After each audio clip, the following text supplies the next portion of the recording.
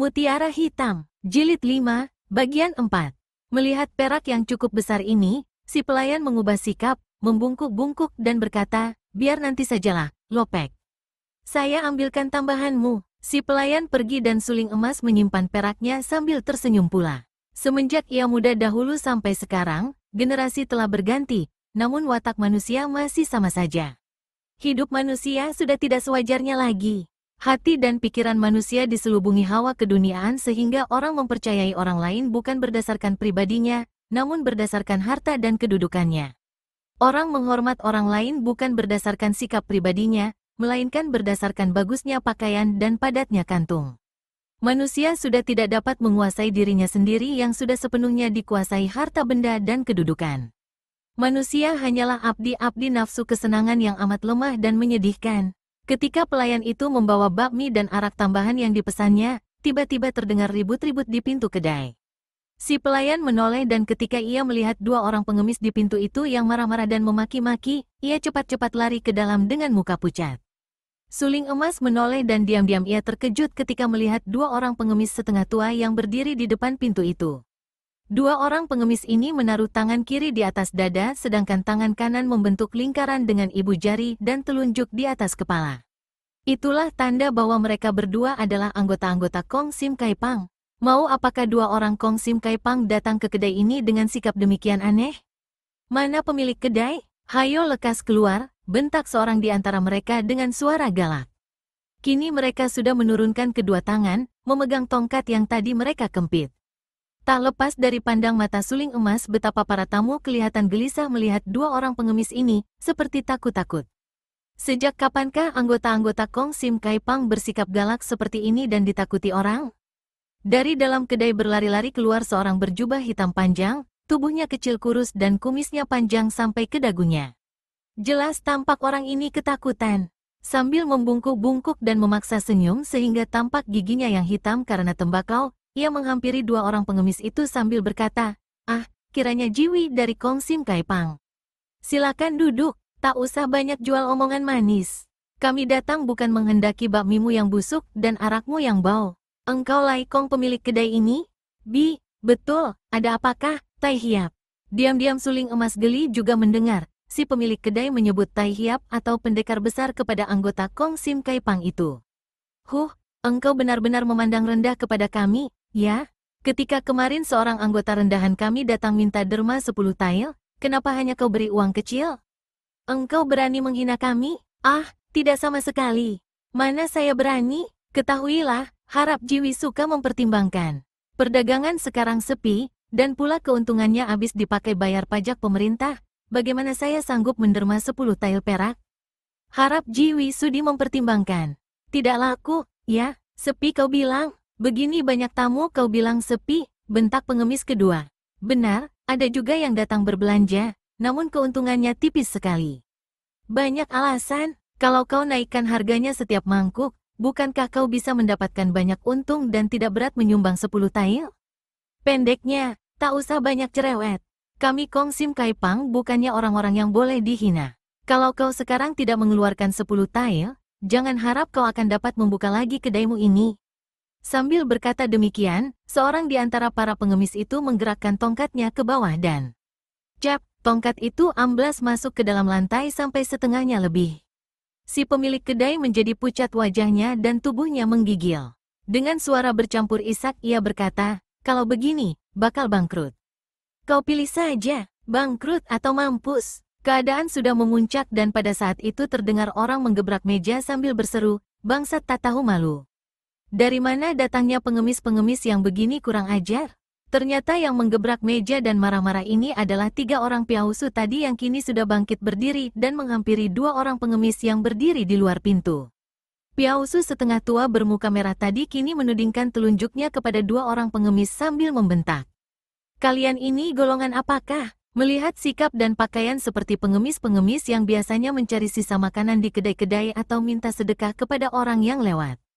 Akan tetapi ternyata kalian lebih rendah daripada pengemis maupun perampok. Pengemis tidak minta secara paksa sedangkan perampok tidak akan berkedok pengemis. 2 orang pengemis itu saling pandang, kemudian mereka memandang piausu itu dengan mata melotot lebar.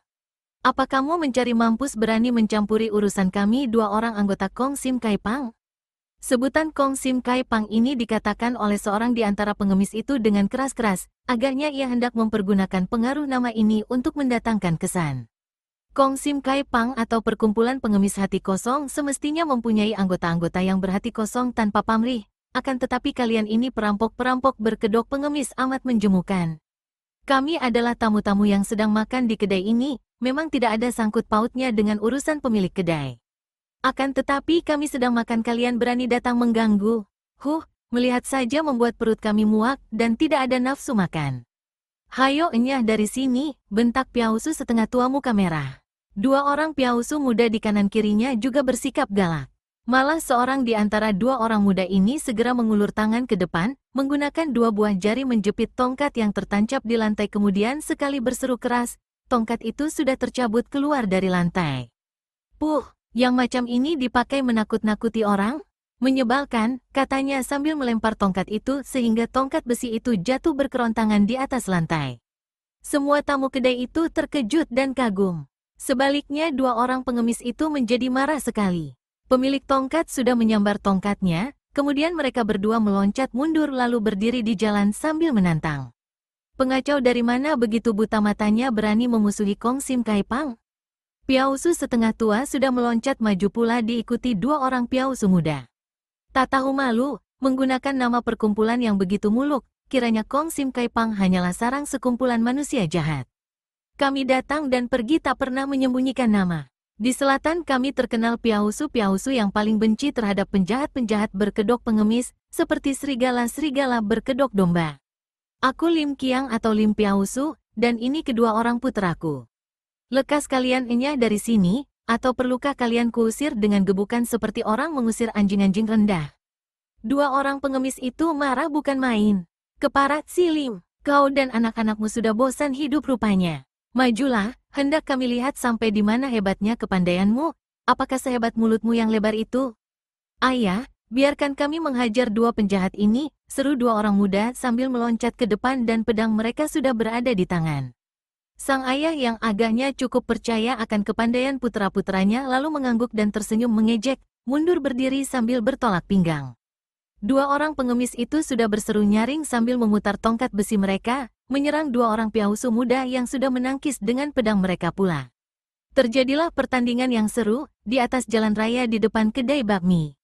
Mereka yang tadinya enak-enak makan bakmi, kini sudah keluar pula dari kedai untuk menonton. Wajah mereka tegang dan khawatir karena semua orang di Kanghu tahu belaka akan pengaruh Kong Sim Kai Pang yang akhir-akhir ini berlaku sewenang-wenang. Tentu saja diam-diam mereka mengharapkan kemenangan bagi Piausu-Piausu asing dari selatan itu. Pengharapan mereka itu ternyata terkabul. Dua orang Piausu muda dari selatan ini memiliki ilmu pedang yang hebat. Tidak sampai 50 jurus mereka berempat bertanding dan dua orang pengemis Kong Sim Kai Pang itu sudah roboh dengan pundak terluka tusukan pedang dan tongkat mereka runtuh. Suling emas yang ikut menonton menjadi terkejut ketika melihat ilmu pedang dua orang Piausu itu yang segera ia kenali. Itulah ilmu pedang Beng Kau. Tak disangsikan lagi bahwa Piausu-Piausu itu adalah anak murid Beng Kau dan melihat sepak terjang mereka, ia menjadi bangga. Mereka ini murid-murid Beng Kau yang baik, bukan hanya terbukti dari sikap mereka memberi hajaran dua orang pengemis jahat, juga melihat betapa dua orang Piausu muda itu hanya melukai pundak lawan, tidak membunuhnya. Beberapa orang di antara penonton yang tadi makan bakmi segera menghampiri tiga orang Piausu itu sambil berbisik, Samui harap lekas-lekas pergi dari sini. Kalau terlambat, bisa celaka. Kong Sim Kai Pang bermarkas di luar kota ini dan selain anggotanya banyak, juga mereka mempunyai pemimpin-pemimpin yang pandai dan amat kejam. Lekas, Samui atau Tuan bertiga pergilah dari sini. Piausu tua mengerutkan alisnya dan berkata lantang, kami bukan golongan pengecut yang berani berbuat tidak berani bertanggung jawab. Kami memberi hajaran kepada dua orang pengemis ini karena kelakuan mereka yang jahat. Kalau teman-temannya datang menuntut balas, biarlah kami hadapi mereka itu dengan pedang kami. Ucapan ini dikeluarkan dengan nada marah akan tetapi sama sekali tidak membayangkan kesombongan. Banyak orang yang sudah tahu akan kekejaman orang-orang Kong Sim Kai Pang yang akhir-akhir ini berubah banyak sekali, membujuk-bujuk agar mereka bertiga lekas pergi saja karena kalau tidak, mana mungkin mereka dapat melawan banyak anggota Kong Sim Kai Pang. Namun bujukan-bujukan itu sia-sia belaka. Si Piausu tua bersama dua orang puteranya bahkan menyatakan hendak mendatangi markas besar Kong Sim Kai Pang dan mengancam perkumpulan itu agar jangan berbuat sewenang-wenang kepada penduduk Kanghu. Tiba-tiba terdengar suara orang yang amat jelas mengatasi semua suara orang yang sedang membujuk-bujuk. Orang yang sudah mabok kemenangan mana bisa dibujuk-bujuk? Kalau mereka sudah bosan hidup, biarkanlah mereka mati. Semua orang menoleh. Ketika orang-orang di situ melihat bahwa yang mengucapkan kata-kata nyaring ini adalah seorang berpakaian pengemis bertopi butut dengan muka bagian bawah tertutup sehelai kain, mereka menjadi kaget sekali dan cepat-cepat menyingkir. Ada suara bisikan-bisikan terdengar. Nah, mereka sudah mulai datang. Piausu setengah tua dan dua orang puteranya Silim cepat membalikkan tubuh dan memandang suling emas dengan tajam. Melihat pakaian orang ini tentu seorang di antara pemimpin-pemimpin Kong Sim Kai Pang, maka Lim Qiang segera melangkah maju dan hendak menegur. Akan tetapi suling emas sudah menghampiri mereka sambil mendorong-dorong dengan tangan kirinya dan menegur, "Kalian ini orang-orang apa berani hendak mengancam Kong Sim Kai Pang? Kalau ada satu dua orang pencuri di kota ini, apakah bisa dikatakan semua orang kota ini pencuri belaka? Kalau ada satu dua orang Piausu menyeleweng, apakah boleh dibilang bahwa semua Piausu adalah penjahat belaka? Demikian pula, kalau ada seorang dua orang Kong Sim Kai Pang menyeleweng, apakah benar kalau dikatakan bahwa Kong Sim Kai Pang perkumpulan orang jahat?" Setelah memperoleh kemenangan berlaku merendah dan waspada, tidak mabok akan kemenangannya, itulah sikap seorang bijaksana. Kalian bertiga tidak lekas pergi, mengandalkan apakah? Hayo pergi, pergi, pergi. Ia mendorong-dorong sehingga jari-jari tangannya menyentuh pundak dan punggung tiga orang Piausu itu. Lim Qiang adalah seorang anak murid Beng Kao yang menjunjung tinggi kebenaran dan kegagahan. Untuk membela yang tertindas dan menghadapi yang jahat, ia tidak ragu-ragu bertindak dan tidak akan ragu-ragu mengorbankan nyawanya. Juga dua orang puteranya mewarisi watak gagah ini. Melihat suling emas dan mendengarkan ucapannya, tentu saja beranggapan bahwa pengemis ini adalah seorang tokoh Kong Sim Kai Pang yang membela perkumpulan itu, akan tetapi ia pun dapat menduga bahwa pengemis ini bukan orang sembarangan. Karena itulah ia memberi tanda kepada dua orang puteranya untuk mundur, kemudian ia sendiri tersenyum dan berkata, "Setiap orang manusia tentu mencari kebenarannya sendiri. Betapapun jahatnya Kong Sim Kai Pang, tentu seorang anggotanya akan melihatnya sebagai perkumpulan yang baik. Sahabat, kalau kau merasa penasaran karena dihajarnya dua orang temanmu, kau majulah." Sambil berkata demikian Lim Qiang meraba gagang pedangnya. Ia berseru kaget dan tangannya meraba-raba pinggang. Kemudian ia menunduk untuk melihat ke arah pinggangnya. Namun tetap saja ia tak dapat menemukan gagang pedangnya karena pedang itu sudah lenyap, yang ada hanya sarung pedangnya saja. Dua orang Piausu muda itu pun berteriak kaget. Muka mereka menjadi pucat dan mereka saling pandang dengan mata terbelalak. Pedangku!" Mereka berkata lirih dan tahulah Piausu setengah tua itu bahwa pedang kedua orang putranya juga sudah lenyap. Ada kalanya orang tidak dapat mengandalkan pedangnya. Suling emas berkata lagi, tapi lebih tepat mempergunakan akal dan kewaspadaan. Alangkah bodohnya menganggap bahwa ketajaman pedang akan selalu membawa kemenangan. "Samui mencari inikah?" Tiga orang Piausu itu melongo ketika melihat pengemis yang mukanya ditutupi sapu tangan itu mengangsurkan tiga batang pedang mereka. Cepat mereka menyambut pedang mereka dan tidak berani sembarangan bergerak. Orang yang sudah dapat merampas pedang mereka bertiga tanpa mereka ketahui sama sekali adalah orang yang memiliki ilmu kepandaian luar biasa sekali dan bukanlah lawan mereka. Betapapun juga, Lim Qiang adalah seorang gagah yang tidak mau menyerah kepada orang jahat sebelum ia dikalahkan. Boleh jadi engkau seorang yang memiliki kesaktian luar biasa, akan tetapi jangan kira bahwa kami takut untuk coba-coba memberantas kejahatanmu. Setelah berkata demikian, Lim Qiang menggerakkan pedangnya hendak menyerang. Demikian pula dua orang puteranya sudah bergerak hendak menerjang suling emas. Pada saat itu berkelebat dua bayangan hitam. Gerakan mereka ini cepat bukan main, padahal keduanya hanya dua orang kakek pengemis yang sudah amat tua, bahkan yang seorang bertubuh bongkok kurus. Namun si bongkok ini sekali sambar sudah mencengkeram leher baju Lim Qiang yang dilemparkannya ke belakang sehingga Piausu itu terhuyung-huyung. Sedangkan kakek pengemis kedua sudah pula melemparkan dua orang Piausu muda dengan sama mudahnya. Kalian ini Piausu-Piausu cilik berani bersikap kurang ajar terhadap ketua Kong Sim Kai Pang kami, Yukang Tianglo yang mulia, bentak si pengemis bongkok yang bukan lain adalah Gak Lokai. Adapun pengemis kedua adalah Ciam Lokai. Lim Qiang adalah seorang Piausu yang sudah banyak pengalaman. Ia terkejut dan maklum bahwa dua orang pengemis tua itu pun lihai bukan main. Akan tetapi ia makin kaget ketika mendengar disebutnya nama Yu Kang Tianglo. Ia memandang terbelalak kepada suling emas lalu berkata, Lo Qianwei ini. Yu Kang Tianglo, akan tetapi, mereka itu. Ia menoleh kepada dua orang pengemis yang tadi dihajar dua orang putranya dan masih rebah merintih-rintih di atas tanah. Suling emas mengangkat kedua tangan ke depan dada sebagai penghormatan kepada Lim Qiang dan dua orang putranya. Terima kasih kami ucapkan atas pengajaran Samwi Piausu kepada dua orang penyeleweng itu. Memang di antara anggota Kong Sim Kai Pang ada yang menyeleweng, namun itu bukan berarti bahwa Kong Sim Kai Pang telah menjadi sebuah perkumpulan penjahat. Harap Samwi menjadi puas dan sampaikanlah hormatnya Yu Kang Tianglo kepada para tokoh bengkau di selatan yang amat kami hormati. Diam-diam Lim Qiang terkejut dan heran. Ia memang lama mendengar nama besar Yu Kang Tianglo, akan tetapi sama sekali tak pernah disangkanya bahwa tokoh pengemis itu dapat mengenal gerakan pedang putra-putranya sehingga tahu bahwa mereka bertiga memiliki ilmu pedang dari bengkau. Cepat-cepat ia menjatuhkan diri berlutut, diturut kedua orang putranya. Mohon maaf bahwa kami berani bersikap kurang hormat kepada Lo Qianwei. Setelah berkata demikian, Lim Qiang cepat-cepat mengajak kedua orang putranya pergi meninggalkan Kang Hu. Kalian sudah datang? Bagus. Bagaimana kalian dapat membiarkan dua orang jahat itu melakukan hal yang amat memalukan Kong Sim Kai Pang?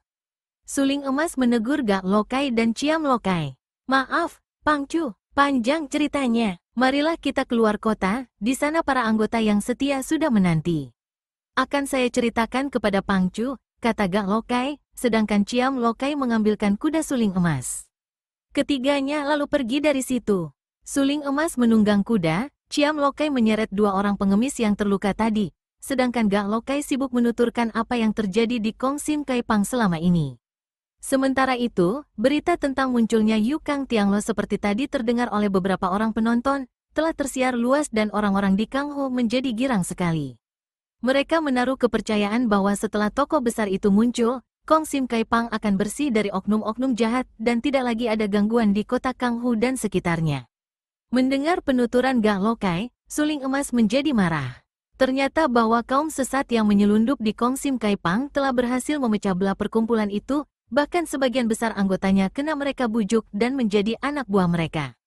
Hal ini tidak mengherankan karena oknum-oknum jahat itu menjanjikan hal-hal yang menyenangkan seperti hidup mewah, makan enak dan lain kesenangan dunia. Gak Lokai dan Ciam Lokai yang melihat gejala-gejala buruk ini maklum bahwa kalau mereka berdua berkeras, tentu akan terjadi perang di antara para anggota sendiri yang akan mengorbankan banyak nyawa. Padahal mereka yang kini terbujuk bukanlah orang-orang yang pada dasarnya jahat, melainkan karena tergoda oleh bujukan-bujukan menyesatkan. Di samping itu, ada 5 orang kaum sesat yang kini terpilih menjadi pemimpin mereka yang menyeleweng, dan 5 orang itu memiliki ilmu kepandaian yang lihai sehingga 2 orang kakek ini tidak berani turun tangan secara serampangan dan menanti datangnya Yu Kang Tianglo yang mereka andalkan. Mereka yang menyeleweng kini menduduki markas karena para anggota yang setia rela mengikuti kami mengundurkan diri bersembunyi di tempat-tempat sunyi sambil menanti kedatangan Pang Chu. Gak Lokai menutup ceritanya. Mereka kini mengganti pakaian mereka dengan baju-baju bersih dan tongkat bambu mereka dengan tongkat besi. Hanya dengan menundukkan para pimpinan mereka yang jumlahnya 20 orang lebih maka anggota-anggota yang menyeleweng akan dapat disadarkan kembali. Ketika mereka keluar dari Kang Ho melalui pintu gerbang sebelah timur, pandang mata suling emas yang tajam melihat bayangan-bayangan yang cepat berkelebat menyelinap di antara pohon-pohon mendahului mereka. Ia dapat menduga bahwa itu tentulah mata-mata golongan sesat yang kini menguasai markas Kong Sim Kai Pang. Ketika mereka bertiga sambil membawa 2 orang pengemis terluka itu tiba di depan kuil besar yang semenjak dahulu menjadi markas besar partai pengemis Kong Sim Kai Pang, mereka melihat betapa dari belakang mereka datang berbondong-bondong puluhan orang pengemis yang berpakaian butut dan membawa tongkat bambu. Jumlah mereka ada 40 orang lebih dan begitu suling emas menghentikan kudanya untuk menengok, mereka serentak menjatuhkan diri berlutut dan seperti dikomando saja mereka berseru. Hidup Yu Kang Tianglo, Pang Chu kita! Kemudian tampak dari dalam kuil keluar beberapa orang yang diikuti barisan pengemis pula, pengemis dengan pakaian bersih dan bersenjata tongkat besi. Melihat ini suling emas berkata kepada pengikut Gak Lokai dan Ciam Lokai, suaranya nyaring. Saudara-saudara semua tidak boleh sembarangan bergerak.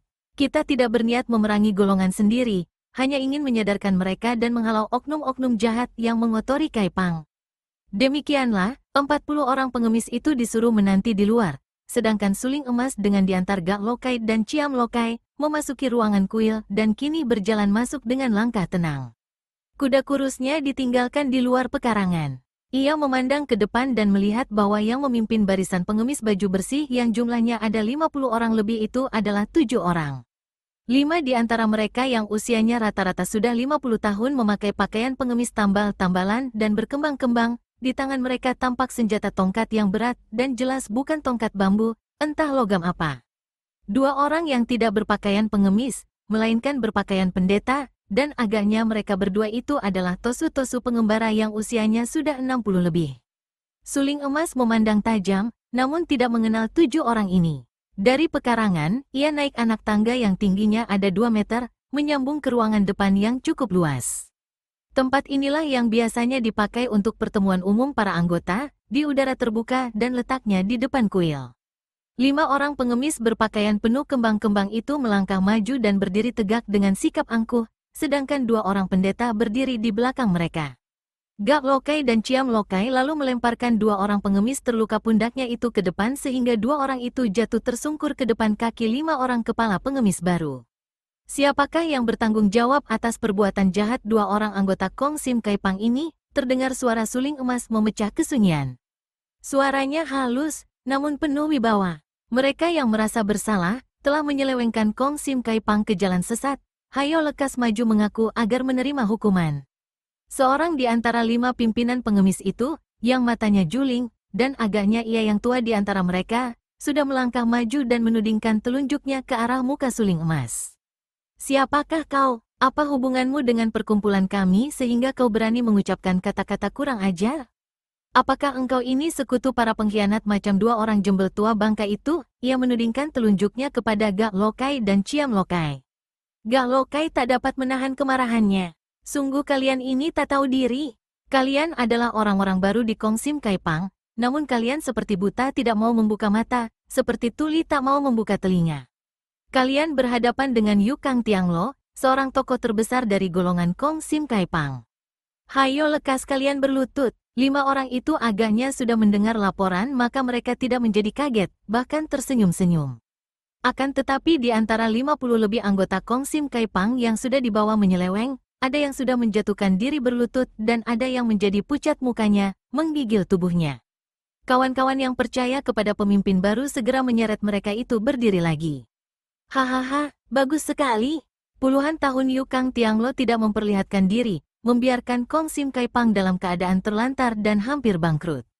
Setelah kami muncul dan mengangkat keadaan Kai Pang, tiba-tiba engkau muncul dan berlagak seperti seorang kawakan yang berkuasa. Cih, sungguh tidak tahu malu. Pada saat ini memang Kong Sim Kai Pang belum ada ketuanya, dan untuk sementara ini kami 5 oranglah yang berkuasa sampai diadakan pemilihan ketua pada pertemuan antara Kai Pang di seluruh daerah. Adakah engkau ini Yu Kang Tianglo atau bukan? Bukan urusan kami. Juga apakah engkau ini seorang tokoh kawakan Kong Sim Kai Pang atau bukan? Kami tidak peduli. Engkau tidak ada sangkut pautnya dengan kami, lebih baik lekas pergi jangan membadut di sini. Merah wajah Gak Lokai dan Ciam Lokai, namun suling emas memberi isyarat dengan tangan agar mereka diam.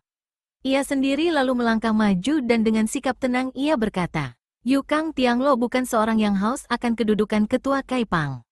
Semenjak ayahku menjadi pangcu di sini, Kong Sim Kai Pang terkenal sebagai perkumpulan orang-orang gagah yang membela orang-orang terlantar dan jombel-jombel kelaparan, membimbing mereka kembali ke dalam masyarakat terhormat dan mengangkat derajat mereka, paling anti akan kejahatan. Siapapun dia boleh menjadi pimpinan Kong Sim Kai Pang dan siapapun dia orangnya boleh menjadi anggota, asal saja mereka itu orang baik-baik dan wataknya sesuai dengan jalan yang selama puluhan tahun ditempuh Kong Sim Kai Pang. Aku pun tidak akan muncul di sini sekiranya keadaan Kong Sim Kai Pang masih sebaik dan sebersih biasanya. Akan tetapi sayang sekali, Kong Sim Kai Pang diselewengkan. Dengan mata kepala, sendiri aku menyaksikan 2 orangmu melakukan pemerasan seperti perampok. Melihat ini, mau tidak mau Yu Kang Tianglo harus bertindak membersihkan Kai Pang dari orang-orang jahat. Mendengar ini, banyak di antara para anggota Kong Sim Kai Pang yang kini berbaju kembang-kembang dan memegang tongkat besi menjadi ketakutan. Melihat ini 5 orang pengemis yang memimpin mereka itu meloncat maju mengurung suling emas dan si juling membentak. Keparat busuk, Enak saja kau mengobrol di sini. Kami yang berkuasa di Kong Sim Kai Pang dan kami yang berhak menentukan bagaimana cara kami mengumpulkan dana demi kemajuan perkumpulan dan kebahagiaan semua anggota kami. Kau berani datang menghina, berarti engkau mencari mampus sendiri. Sambil berkata demikian, si Juling dan 4 orang adik seperguruannya mengangkat tinggi tongkat-tongkat mereka. Ada yang memegang tongkat besi, ada tongkat baja, kuningan bahkan ada yang memegang tongkat dari perak murni. Semenjak dahulu Kong Sim Kai Pang mengutamakan kebenaran dan selalu mengambil jalan halus, maka bawaannya pun hanya sebatang tongkat bambu yang butut sebagai lambang mencari jalan benar agar jangan menyeleweng. Akan tetapi kalian ini pemimpin-pemimpin murtad bermewah-mewahan dan berlomba memegang tongkat yang membayangkan kekerasan dan kekejaman. Sungguh menyeleweng sekali, tak usah banyak cakap. Satu di antara syarat menjadi pimpinan Kong Sim Kai Pang adalah dia harus mempunyai kepandaian yang paling tinggi di antara para anggota. Beranikah engkau melawan kami berlima? Kiranya kalian masih mengenal juga akan peraturan itu? Bagus, hanya sayangnya, kalian memperlihatkan kecurangan dengan maju bersama. Bagiku, sama saja, maju bersama atau ditambah lagi 2 orang sekutumu itu, boleh saja. Gak Lokai, tolong beri pinjam tongkatmu, kata suling emas, menoleh kepada 2 orang tokoh lama itu. Harap Pangcu pakai saja tongkat ini. Tongkat bambu ini dahulu adalah hadiah dari mendiang Yujin Tianglo, kata Ciam Lokai sambil menyerahkan tongkatnya, sebatang tongkat bambu yang sudah amat tua.